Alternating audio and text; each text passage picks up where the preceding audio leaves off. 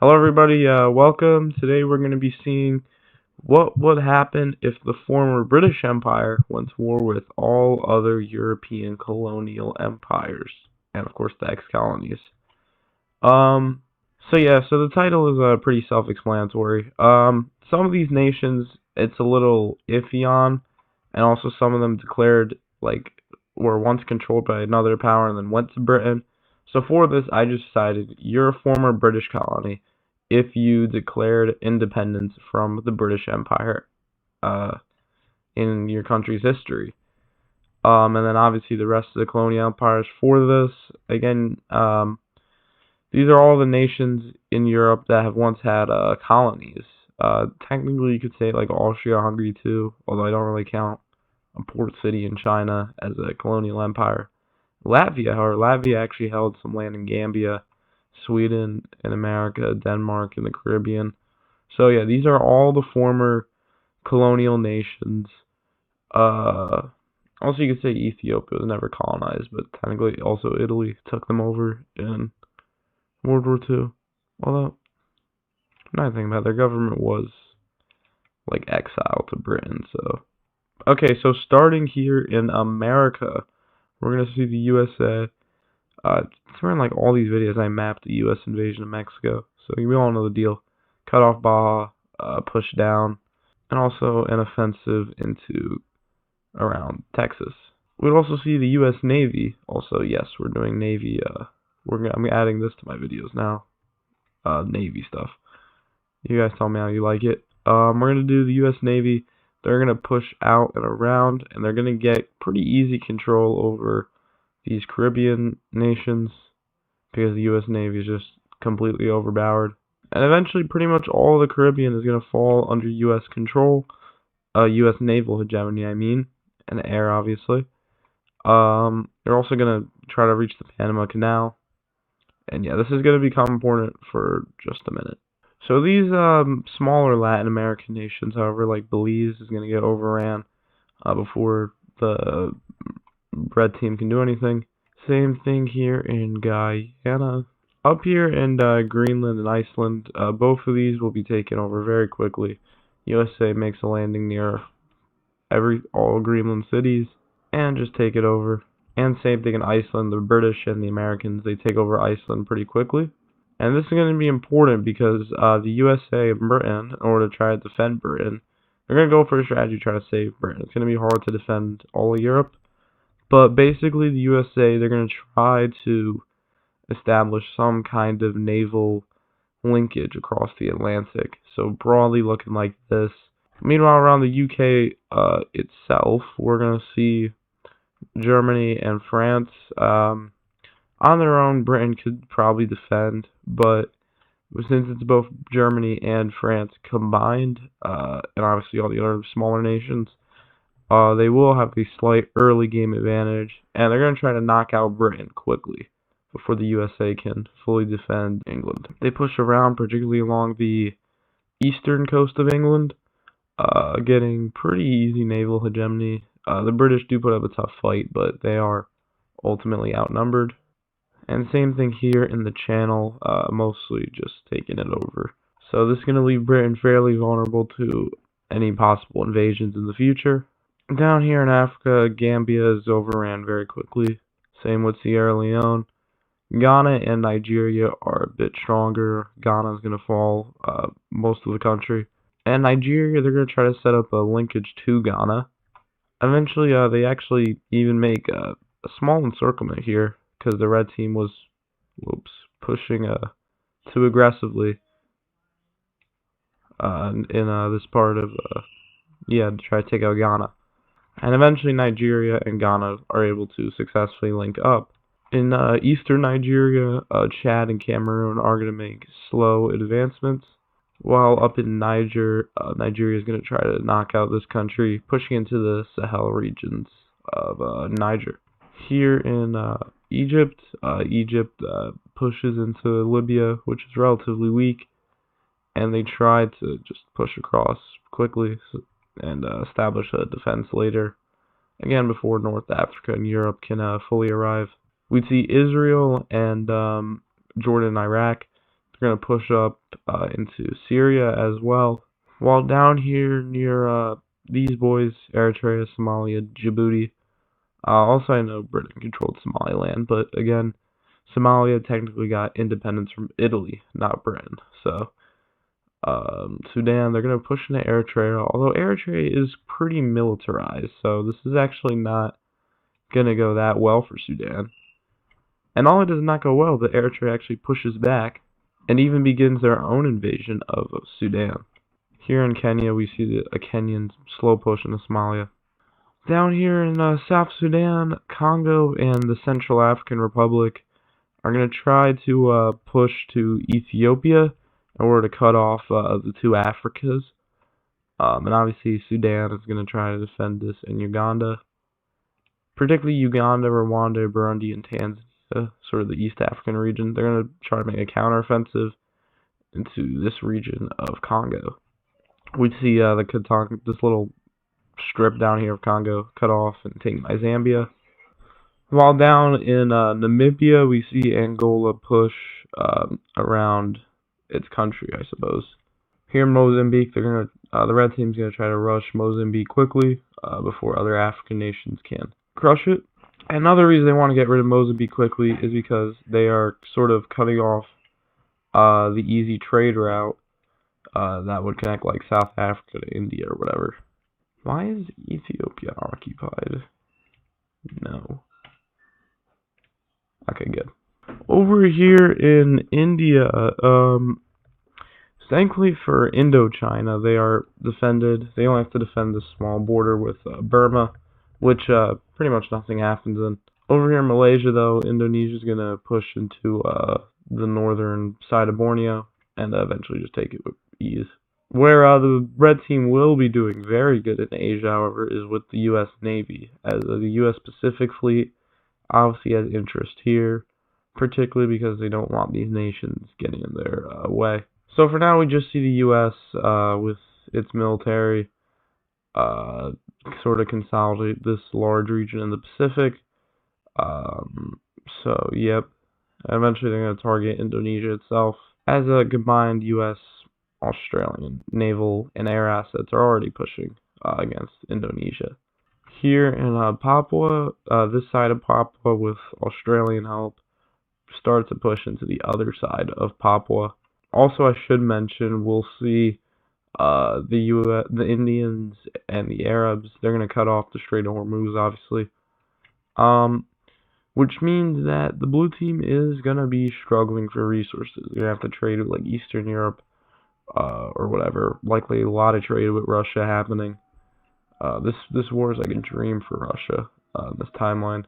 But still, the blue team, especially Europe, is going to be struggling. And Latin America too. Back over here in America, Baja California, almost entirely done. Begin to push into pretty much all of northern Mexico, the U.S., until they start to reach this desert whole thing, which it slows a little bit, but still progress is solid. USA begins landing in the Caribbean, eventually taking over most of these islands, and they begin a landing into the Yucatan Peninsula. Here in Britain, remember when I said the Europeans were going to try an invasion? Well, that's exactly what happens. France, Belgium, the Netherlands. They make a landing here in southern England, and another one in the east. God, my brain. Britain tries to repel them, and they actually repel this one up here in the north because supply was a little more difficult. However, the French army, which is a bit more competent, right? They do a bit better, and they eventually hold a beachhead. Although the British are so far doing pretty good, building trench lines and whatnot to defend in Dover. Here in Africa, we'd see more African armies begin to arrive as Ghana's army begins to retreat over into Nigeria. We'd also see a continued push into Nigeria from the east. Here in North Africa, Egypt is stopped as more and more North African armies begin to arrive. Eventually, Italy's and Spain's army is going to arrive here in North Africa, as they're going to begin operations to take over the Med which if the blue team can win, that would give them a large advantage over the British sphere, who, surprised, continue pushes into Syria and Lebanon by the joint armies here of Israel, Jordan, and Iraq, and Egypt too, and Kuwait. Eritrea continues their blitz into Sudan, trying to put pressure, and this does actually work. Sudan gets a little startled by this, although eventually the Eritrean offensive gets overextended, and the Sudanese do push back. However, this will allow for a greater push into South Sudan by the blue team, eventually beginning to threaten to really cut off this area. Here in Asia, this is another main area where the U.S. and India are really going to focus. We're going to try to knock out this region of the blue team because this is a very important shipping area. We see India's and Myanmar's navy begin to set up around this little strait, and eventually most of the Indonesian navy is compromised as the red team gets full control over the seas of Southeast Asia. Operations against Indochina and the Philippines could be planned, although they're mostly not. They're mostly just ignored because not really a point yet. They might as well take out Indonesia first. And also, with all this naval and air superiority, the British team will be able to bomb Indonesia's major cities in Jakarta and basically just cause mass. Okay, so it wouldn't be a parry video if something stupid didn't happen. So my recording crashed, which is great. Yay. So let's just keep going anyways, even though I'm a bit annoyed because I wasted a bunch of time, but whatever. Back in America, the USA pushes down the Mexican coast. Yeah, and they're just going to try to wrap around and eventually just push on both sides of Mexico City. Also see the blue team sabotage the Panama Canal because they know that Central America is probably not going to be held for super long time, the rest of Latin America. Here in England, the push into England continues. Eventually they try to make a defense for London, the British. You also see a smaller landing around Cornwall as a little distraction. And while the British are doing a decent job holding London, they're still gonna struggle to hold until America comes. Eventually we see the French, German, Belgian forces, Netherlands too. They shift their strategy and decide to instead cut off all of the Cornish Peninsula or whatever, push near Bristol, I think this is, and eventually they reach it. Here in North Africa, we'd see an attempted push by North Africa and Italy against Egypt. First directly head on, but eventually focusing a bit more on the flank area to try to cut off Egypt. Eventually this is for forces a retreat from Egypt's defensive line as a renewed push into Libya and eventually to Egypt itself begins. In response, the red team tries to accelerate their push into Syria so they can help out Egypt as fast as possible. It has moderate success. They take most of Syria's big cities, although resistance is still quite high. Sudan and Eritrea is just a complete bloodbath. But down here near South Sudan, the blue team is undeterred, continuing to push. We'd still see the red team do their little thing into Congos, however, getting decently far, as obviously this region of Congo is pretty unstable. All the Congo's kind of a mess. Here near Angola, we'd see a push around Namibia, eventually beginning a push into Botswana, although South Africa's army starts to stabilize. And in Mozambique, they try to cut up the continent and eventually capitulate Mozambique. This largely puts an end to the blockade around the Cape, from the Cape to India, as trade in this region can reopen. Here in Southeast Asia, with the growing naval supremacy by here around Indonesia, and with the Indonesians just generally not having a very fun time in this war. We'd see the first landings in Indonesian islands around Timor and southern Indonesia, and a landing around the strait in order to secure the strait. Here in Central America, the USA pushes around the Yucatan more, while making a push to Mexico City, as I said, from both sides.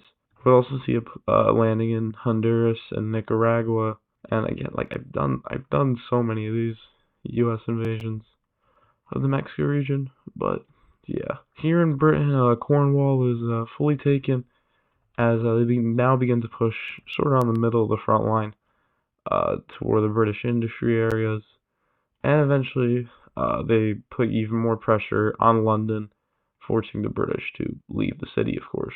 Although it was around this time, around the fall of London, where the USA successfully begins to send more soldiers to the UK in hopes of establishing some kind of front line.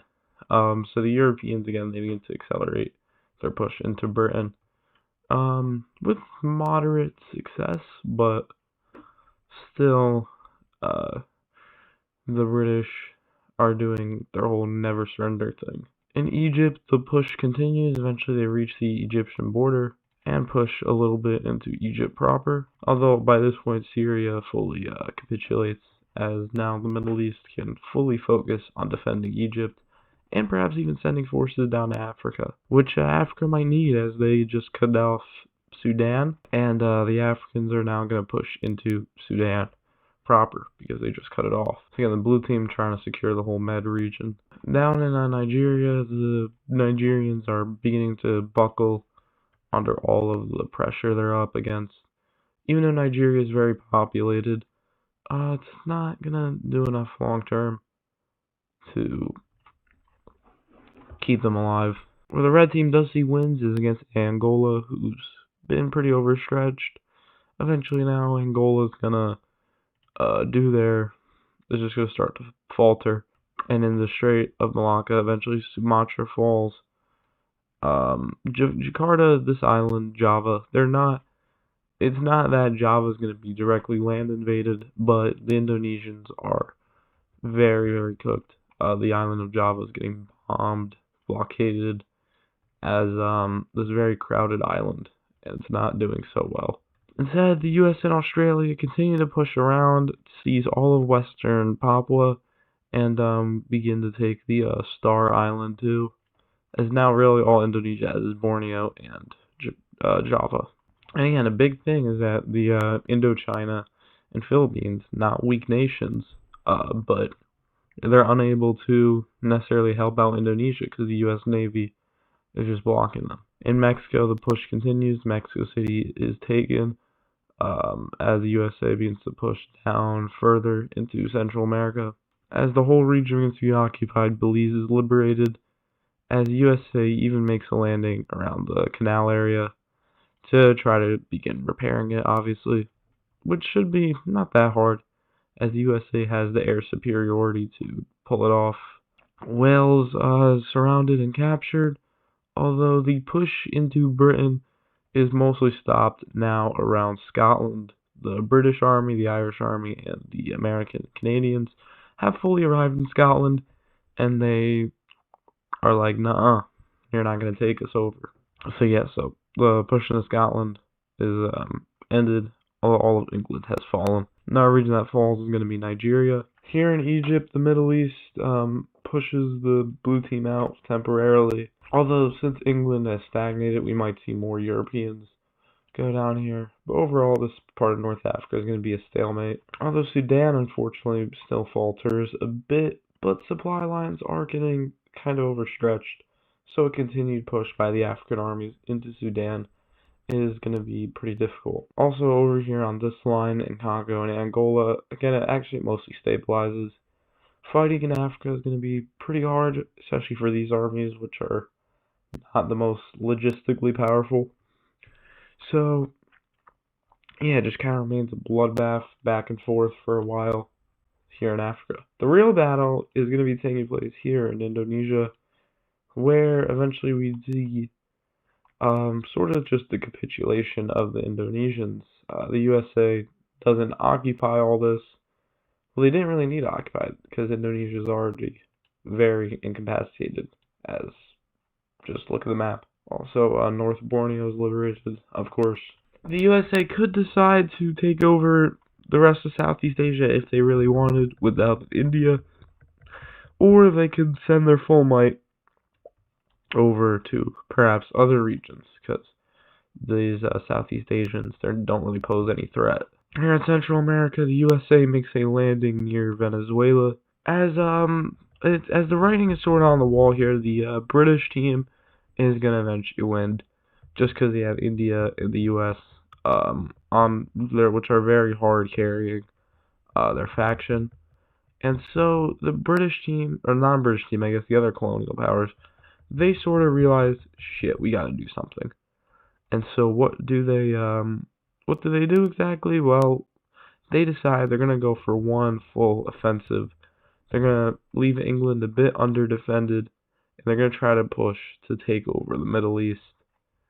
If they can do this, they can get full control over the Med, make it hard for the US to invade Europe, and perhaps go and sign some kind of peace treaty. We start by seeing a coalition of armies with the North Africans up here in the north, and with the more modern European armies pushing into the south with their tanks and mechanized. On the naval front, we see Italy and France particularly extend their naval control, as they're going to try to get over here near, just taking over a lot of the Mediterranean. Meanwhile, over here in the British Channel, actually, we're going to see the US and its allies begin to push the European navies a little bit, trying to cut off the European armies, although for now they retain control over the English Channel, the Europeans. We'd also see the blue team down here, near the Horn. They're going to try their own plan to hurt Egypt even more, and that's going to be, they're going to try to sabotage these straits, so they put a lot of mines, a lot of shit in the Red Sea area, to try to just hurt the economies of the Middle Eastern nations, try to cut them off, try to squeeze them so they could get this offensive going. On the ground in Africa, we'd see the continued push into Sudan, although very slowly. But due to sheer numbers, they actually get decent success. Over in the Americas, we all know, the USA. Progress slows down a bit as the USA is going to focus more on Eurasia, but just know that this region of Latin America is mostly incapacitated, as Latin America just doesn't have the capability to stand up to North America. Down here in Egypt, we see sort of a bit of the defensive forces up in the north get cut off by the European tanks, as the blue team, makes pretty decent progress over to Cairo. They also attempt a landing into Cyprus, which succeeds, and a landing near the Suez Canal, which is promising at first, but eventually they retreat from it as the more Middle Eastern soldiers, as the Middle East just cuts it off. This is a bit logistically, the logistics, it wasn't really all too sound over there. The push continues here. Eventually it spreads out a bit more, trying to get to the more southern part of the Nile. And TLDR, eventually they break through. They get the breakthrough they want, and they push over to the Suez, and take most of northern Egypt. As the Nile is pretty easy to take now, the blue team will attempt to link up.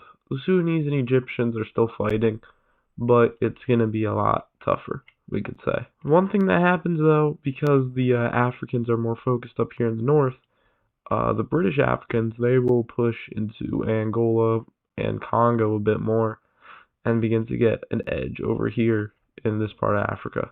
So the USA, they see this, and they're going to obviously try to tell India to defend the Middle East, but they're going to do their own little offensive, and that is up here in the UK. So a surprise landing in near this little pocket, it followed up by a push from Scotland, as the Europeans sort of are a bit weaker in Britain now because they're sending more stuff to North Africa, and they underestimate the U.S. ability to push. The U.S. Liberates most of England, pushing back down to Bristol, as the Europeans are forced to establish a defensive line near the south of England. The Europeans also try a big offensive across the Suez to push into Israel, and after heavy losses, they do eventually make a push across the Sinai. Although resistance is getting heavier, India and Pakistan are sending their armies over here, as supply in this part of the desert is really going to kill them. Also, while the USA may not be sending over their full army over here in the Middle East, they are going to send a lot of their air assets here, and which also will further help counter the European offensive into the north, into this region of the Middle East. However, good news for the blue team: Sudan capitulates fully, as most of this region just goes under blue team control, as all of North Africa actually goes under blue team control. However, as the USA continues to push back in England, the writing is a bit on the wall here that this may not have been worth it fully. So the blue team makes a bold choice. They're like, screw you, England, we're just going to abandon you. And so eventually we'd see a bit of a pushback here, back to the Sinai, as the war sort of begins to tire out. The USA, they could do an invasion of Europe, but they're not. That's going to be very hard to pull off. And so, with the blue team losing a little bit strangled, the USA is like, hey, we can continue the war. We're going to slowly squeeze you, because again, the blockade now is also happening. Or we could just sit down now. Let's take the land we already took, everyone in this war, and we can all just sort of chill out. Yeah. And the blue team's like, okay. And some countries aren't happy about it, particularly the ones that are occupied. But who cares about them? So yeah, we're just gonna see what that looks like. What a peace deal will look like. Okay, welcome to the New World Order. So what happened? So starting here in America, we know the deal. USA take northern Mexico, annex Cuba in the Caribbean, and make puppets out of the rest. Also, Belize expands a little bit too. And Guyana, because it was occupied, gets compensated with land in Venezuela it claims. Here in Europe, we'd see Britain take Brittany, and Ireland take over the Basque to unite with the Celts. Here in Egypt, Egypt becomes a moon crater. The Suez is made international, as Israel and Gaza carve up the Sinai accordingly. Here's Ghana is completely carved up, Nigeria too, although, and same with Sudan, although now we see these new occupation governments. These are going to be new temporary governments established by the blue team, which are basically just going to be transitionary governments. They're going to be just controlled by the blue team, these territories. So we have Nigeria, what's left of Nigeria, and the newly united Sudan, which looks gorgeous. Yeah, so Kenya expands into Somalia. This is where the red team's going to start making gains. Congo is carved up. Angola is left untouched, surprisingly, which is interesting. Totally not because I forgot to draw that. Mozambique just dies. And a bunch of countries get coast too. So Malawi, Zimbabwe, and is this Swaziland? Yes, Swaziland. They get that. And finally, here in Indonesia, Malaysia expands, Papua unites, and the rest of Indonesia is exiled to Antarctica, which is their new home for all their people, so they can continue to suffer more. But that's all for today, fellas. And yeah, I'll just see you in the next one. Peace out.